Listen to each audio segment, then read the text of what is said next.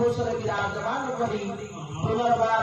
कर्म वेदी को प्रत्यावर्तन करुछंती सेही समय भक्त आज ग्राम में द्वारस्थ होई सेही महाप्रभु को निजर भक्ति समर्पण करुछि से कौन कहला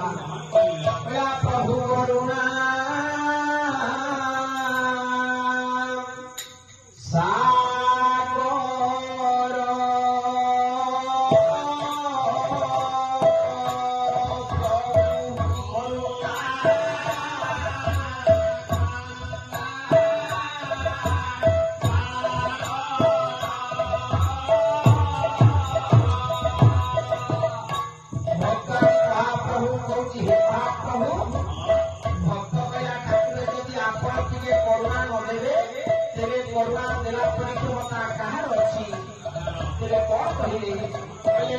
करुणा